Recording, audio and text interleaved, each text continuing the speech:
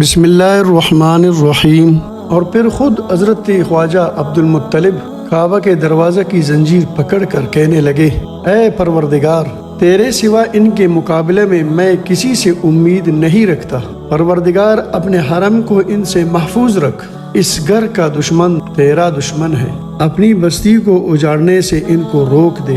اور یہ بھی کہا، اے اللہ، بندہ اپنے سامان کی حفاظت کرتا ہے، تو اپنا سامان محفوظ رکھ۔ صلیب کے طرفداروں اور پرستاروں کے خلاف اپنے پرستاروں کی مدد کر، ان کی صلیب اور چال تیری تدبیر پر غالب نہ آنا چاہیے۔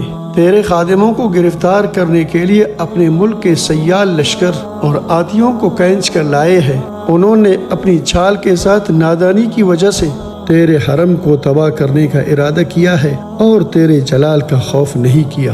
اگر تو ان کو اور ہمارے کعبہ کو یوں ہی چھوڑ دینے والا ہے تو پھر جو تیری مرضی ہو وہی کر۔ یہ مناجات کر کے کعبہ کی زنجیر چھوڑ دی اور اپنے قوم کے ساتھ سرداروں کے پاس چلے گئے۔ صبح کو ابرہہ نے مغمس سے مکہ میں داخل ہونے کی تیاری کی اور لشکر کو آتیوں سمیت تیار کیا۔ ایک ہاتھی تھا کہ جسامت اور قوت میں اس کی نظیر دیکھنے میں نہیں آئی۔ کہا جاتا ہے کہ اس کے ساتھ 12 آتی اور بھی تھے۔ نفیل بڑے آتی کے پاس آیا اور اس کا کان پکڑ کر کہا، محمود بیٹھ جا، اور جہاں سے آیا ہے سیدھا ادھر ہی واپس چلا جا، کیونکہ تو اللہ کی حرمت والے شہر میں ہے۔ یہ سنتے ہی آتی بیٹھ گیا۔ پھر لوگوں نے اس کو ارچھند اٹھانا چاہا لیکن وہ نہیں اٹھا۔ لوگوں نے اس کے سر پر کدال مارے مگر وہ جب بھی نہ اٹھا۔ آخر آنکڑے اس کی آنکھوں کے نیچے چبوائے اور ڈرا کر اٹھانا چاہا مگر وہ نہ اٹھا، یعنی اس نے قدم نہ اٹھایا۔ آخر اس کا رخ یمن کی طرف کر دیا تو وہ فوراً اٹھ گئی اور تیزی سے چلنے لگا۔ پھر شام کی طرف رخ کر دیا گیا، تب بھی اس نے ایسا ہی کیا، یعنی تیز رفتاری سے چلتا رہا۔ پھر مشرق کی طرف اس کا رخ کر دیا گیا، تب بھی اس نے ایسا ہی کیا، یعنی تیزی سے چلتا رہا۔ آخر میں اس کا رخ مکہ کی طرف کیا، وہ کھڑا بھی نہ رہ سکا، بیٹھ گیا۔ نفیل دوڑتا ہوا پہاڑ پر چڑھ گیا اور اللہ تبارک و تعالیٰ نے سمندر کی طرف سے ابابیلوں جیسے کچھ پرندے بھیجے۔ ہر پرندہ کے پاس 3 پتھر تھے، 2 دونوں پنجوں میں اور 1 چونچ میں۔ پتھر چنے اور مسور کے برابر تھے۔ جب پرندے ان لوگوں پر پہنچ کر چھا گئے تو انہوں نے پتھریاں چھوڑ دی۔ جس شخص کی پتھری لگی وہ ہلاک و برباد ہو گیا، لیکن سب قوم ہلاک نہیں ہوئی۔ فوج والے نکل کر اندھادھند بھاگے اور راستہ نہ ملنے کی وجہ سے نفیل کو تلاش کرنے لگے تاکہ وہ یمن کے راستہ پر لگا دے۔ نفیل کسی پہاڑی پر سے ان کو دیکھتا رہا۔ غرض لوگ اسی اضطرابی حرکت کے ساتھ ہر راستہ پر گرتے پڑتے اور ہر چشمہ میں ہلاک ہوتے چلے گئے۔ صحیح راستہ پر کوئی نہیں پڑا۔ اللہ تبارک و تعالیٰ نے ابرہہ کو ایک جسمانی روگ میں مبتلا کر دیا۔ اس کی انگلیوں کے پورے گرنے لگے اور جو پورا گرتا تھا اس سے کچھ لہو اور خون بہتا تھا۔ آخر پرندہ کے چوزے کی طرح وہ کر صنعاء پہنچا۔ کچھ ساتھی بھی اس کے ساتھ پہنچ گئے۔ آخر آگے کی طرف سے جب اس کا سینہ شک ہو گیا تو مر گیا۔ واقعی نے لکھا ہے کہ نجاشی کے ہاتھی محمود نے حرم کے خلاف جرأت نہیں کی تھی، وہ بچ گیا، اور دوسرے ہاتھی جنہوں نے اقدام کیا تھا ان کو پتھر لگے۔ مقاتل بن سلیمان نے اصحاب فیل کی چڑھائی کرنے کا سبب یہ بیان کیا ہے کہ کچھ لوگ قریشی تاجر نجاشی کے ملک میں گئے اور ساحل سمندر کے قریب پہنچ گئے اور عیسائیوں کے گرجا کے پاس اترے۔ گرجا کو وہ ہیکل کہتے تھے۔ وہاں انہوں نے آگ جلا کر کچھ گوشت وغیرہ بونا، پھر آگ کو یوں ہی چھوڑ کر چل دیے۔ ہوا تیز چل رہی تھی، آندھی کی وجہ سے ہیکل نے آگ پکڑ لی۔ اس کی فریاد نجاشی کے پاس پہنچی۔ گرجا جلنے کا اس کو بڑا افسوس ہوا اور غضبناک ہو کر کعبہ کو ڈانے کے لیے اس نے ابرہہ کو بھیجا۔ اس زمانے میں سعید ثقفی نابینا مکہ ہی میں تھا۔ یہ شخص گرمی کا زمانہ طائف میں اور سردی کا زمانہ مکہ میں بسر کرتا تھا۔ بڑا دانشمند تھا۔ اس کی رائے سے تمام امور درست ہو جاتے تھے اور خواجہ عبد المطلب کا دوست تھا۔ عبد المطلب نے اس سے کہا، آج تمہارے رائے کی اشد ضرورت ہے، بتاؤ کیا رائے ہے؟ ابو مسعود نے کہا، تم مجھ کو لے کر حرا پر چڑھ جاؤ۔ پھر ابو مسعود نے اچھا پھر ابو مسعود نے عبد المطلب کو مشورہ دیا کہ 100 اونٹ لے کر اس کی گردنوں میں جوتوں کا کلادہ یعنی نظر الہی کی علامات ڈال کر اللہ کے نام پر حرم میں بھجوا دو، شاید کوئی حبشی کسی اونٹ کو پکڑ کر ذبح کر لے اور اس گھر کا مالک غضبناک ہو جائے اور ان کو پکڑ لے۔ عبد المطلب نے مشورہ پر عمل کیا۔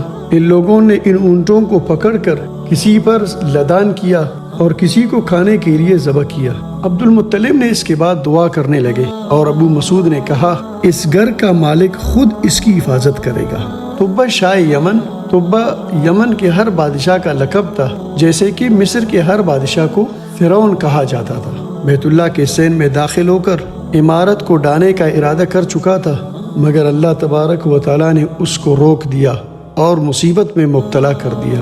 3 روز تک اس پر اندھیرا چھایا رہا۔ جب تبہ نے یہ مصیبت دیکھی تو کعبہ پر مصری سفید ریشم کا غلاف چڑھایا اور تعظیم کی اور بطور نظر اونٹ کی قربانی کی۔ ادھر ابو مسعود نے سمندر کی طرف جو آنکھ اٹھائی تو اس کو کچھ محسوس ہوا۔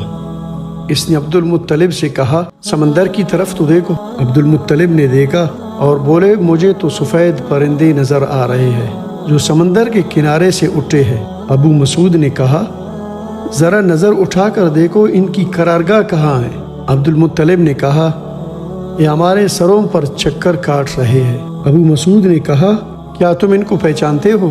عبد المطلب نے کہا خدا کی قسم میں ان کو نہیں پہچانتا، نہ یہ نجدی ہے، نہ تہامی، نہ عربی اور نہ شامی۔ ابو مسعود نے کہا کتنے ہیں؟ عبد المطلب نے کہا شہد کی مکھیوں کی طرح لاتعداد ہے، ہر ایک کی چونچ میں ٹیکری کی طرح پتری ہے، رات کی طرح آ رہے ہیں، ہر پرندہ کی چونچ سرخ، سر سیاہ اور گردن لمبی ہے، اور ایک لیڈر سب کا قائد ہے جو سب سے آگے ہے، اور سب پرندے اس کے پیچھے پیچھے آ رہے ہیں۔ فرض پرندے آ گئے اور لشکر کے سیدھ میں سروں پر آ کر رک گئے۔ جب لوگ اکٹھے ہو گئے تو پرندوں نے اپنی چونچوں سے پتھر نیچے گرا دیے۔ ہر پتھر پر اس شخص کا نام لکھا ہوا تھا جس پر اس پتھر کو گرایا گیا۔ پھر جدھر سے آئے تھے اسی طرف لوٹ کر چلے گئے۔ ابو مسعود اور عبد المطلب صبح کو جب پہاڑ کی چوٹی سے اترے اور ایک ٹیلے پر چلے تو ان کو کسی کی آہٹ بھی محسوس نہیں ہوئی۔ ایک اور ٹیلا پر گئے تو وہاں سے کوئی آہٹ نہیں سنی۔ کہنے لگے یہ لوگ رات کو نہیں سوئے ہوں گے اس لیے صبح کو سو رہے ہیں، لیکن جب فوجی کیمپ کے قریب پہنچے تو سب کو مردہ پایا۔ جس شخص کے خود پر پتھر گرتا تھا خود کو پھاڑ کر دماغ میں اتر جاتا تھا، یہاں تک کہ ہاتھیوں اور گھوڑوں کے اندر بھی گھس کر زمین پر پہنچتا اور زمین کے اندر داخل ہو جاتا تھا۔ عبد المطلب نے انہی کا پاوڑا لے کر زمین میں گہرا گڑھا کھودا اور ابرہہ کی فوج کے زر و جواہر موتیا اس میں بھر دیے، اور دوسرا گڑھا اپنے ساتھی کے لیے کھودا، اس کو بھی بھر دیا، اور ساتھی سے کہا اگر تم چاہو تو میرا گڑھا لے لو، چاہو اپنا لے لو، اور اگر چاہو تو دونوں لے لو۔ ابو مسعود نے کہا تم اپنے لیے جو چاہو پسند کر لو۔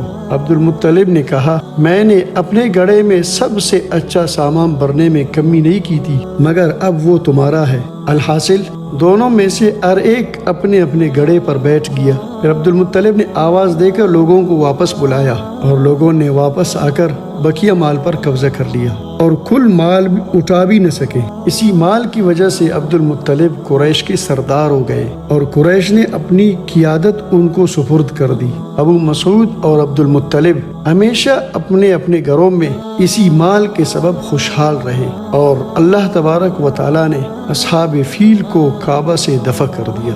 تو میرے محترم سامعین، آپ نے سنا کتنی ہیبتناک لوگ تھے یہ، اور کیسے کیسے ان کے ساتھ اسباب جنگ تھے اور ہاتھی تھے۔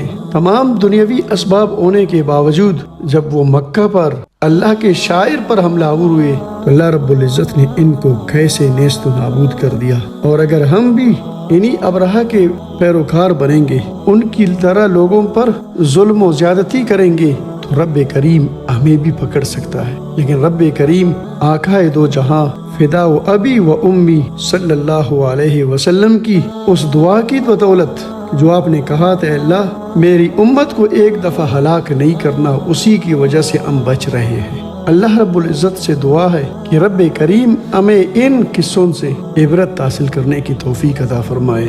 آمین یا رب العالمین۔